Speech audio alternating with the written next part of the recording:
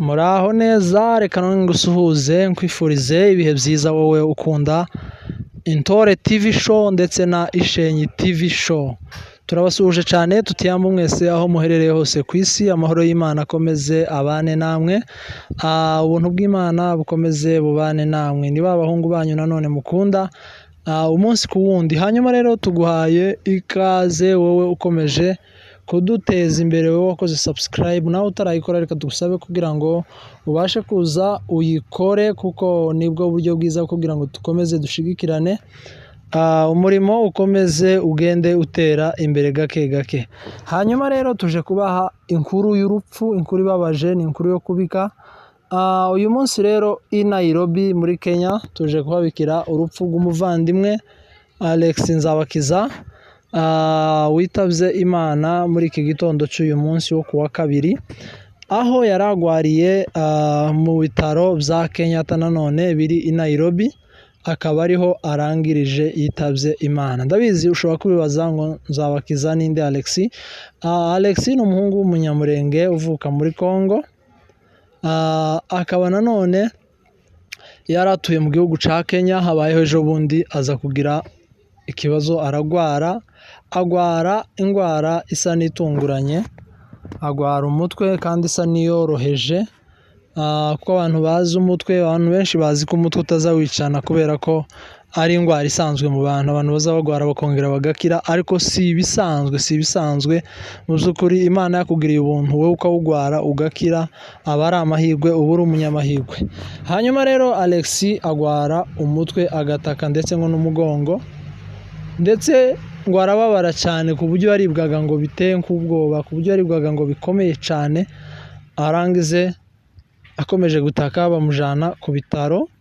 Habayeho ejo bundi bamujana ku bitaro, ubwo nyine agifatwa aragenda. Aho bamujanye ku bitaro rero, bamujanye ku bitaro bya Kenyatta, ari naho yarangirije uyu munsi.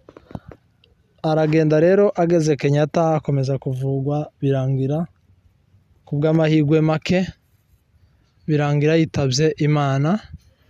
Uyu munsi rero tukaba turi hano kubabwira ngo Alex ntakiri muri ino si y'abazima, yitabye Imana.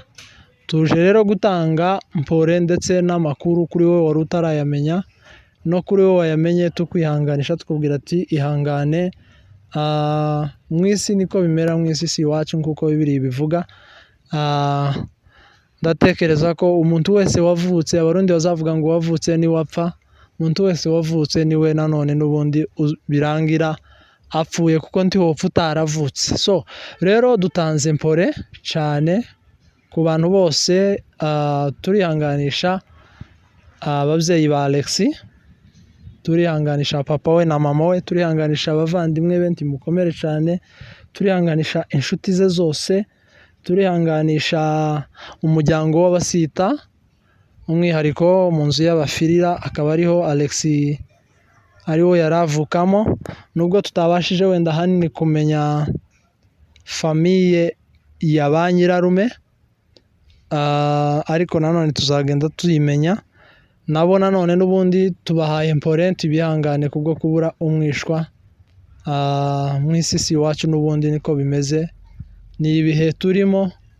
Umuntu wese imbuto yeze ngo irasarurwa, bityo rero turihanganisha buri umwe wese uzi Alex. Nawe utari umuzi wamumenye uyu munsi, turakwihanganishije, tuwihangane. Mu isi si iwacu niko bimera, iwacu ni mu ijuru, aho tuzaja kuruhuka tukibanira n'abacu iteka ryose akaramata, tudatandukana ukundi. Alex yari umujene w'umunyamurenge, yari umuhungu ukiri mutoya w'umujambere ugiha ukura, yari atarubaka, akaba yitabye Imana rero kuri uyu munsi wa kabiri. Turihanganisha abantu bose, ni ukuri, inshuti ze zose, abajama biwe. Urabona ko ari umujene, yari afite inshuti nyinshi, abahungu n'ab'abakobwa, abo biganye nanone, abo bari baturanye, abaturanyi be turabihanganisha, abo bakoranaga akazi, aho yasengeraga, turabihanganishije cyane, tutimukomere mwese. Imana ibi byose niyo iba yabipanze, mu kuri ni ukwihangana cyane kubona umujene nk'uriya w'umujambere agiye akadukurwamo, ariko mu isi si iwacu niko biza bimera, turi abashitsi n'abimukira mu by'ukuri. Rero dutanze mpore tunabamenyesha, twari kubamenyesha no kubaha mpore tubabwira ko Alex ubu atakiri mu isi, atagihumeka umwuka w'abazima, yitavye Imana azize ubugwayi, akaba yaragwaye indwara y'umutwe. Ni ubugwayi butunguranye kuko yafashwe ejo bundi aja ku bitaro, none uyu munsi akaba yitavye Imana mu bitaro bya Kenyatta. Abatuye muri Kenya ndango barahazi cyane, abatuye Nairobi barahazi aho Kenyatta ituye, ni ibitaro binini cyane bikomeye muri Kenya. Turabihanganisha cyane mu by'ukuri abavandimwe be bose, turihanganisha abantu bose bamugwajije, abamusengeye, abantu bazasengera abagwayi, ariko nyine nta kundi, ntawogarura umugambi w'Imana, ntawawitanga. Iyo Imana yavuze ngo kino kintu kiraba, ntaco wakora kugira ngo ubashe kugihindura, ntaco wahinduraho. Ubu rero ntawavuga ngo suko abantu batari bamukeneye, abantu bari bamukeneye, bari bamutezemo byinshi, hari abari bamutezeho ibintu byinshi twese, ndetse k'ubwoko bw'abanyamurenge, nk'igihugu cacu ca Kongo, k'umuryango we wa bugufi, k'umuryango wa Gasita wose muri rusange, k'umuryango ko mu nzu y'abafirira ariho yaravuka, bari bamutezemo ibintu byinshi biteye birenze uko wowe uri kubitekereza. Ariko nanone umugambi w'Imana, iteka ubushake bw'Imana hari igihe rimwe na rimwe ngo busharira.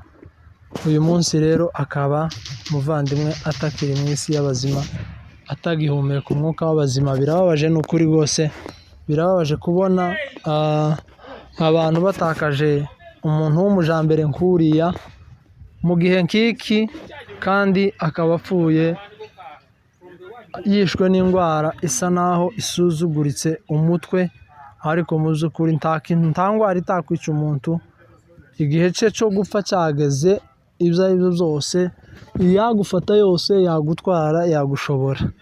Turatanga mpore ku banyamurenge bose muri rusange. Mu by'ukuri ntimwihangane, ni ibihe kandi si twe twenyine biriho,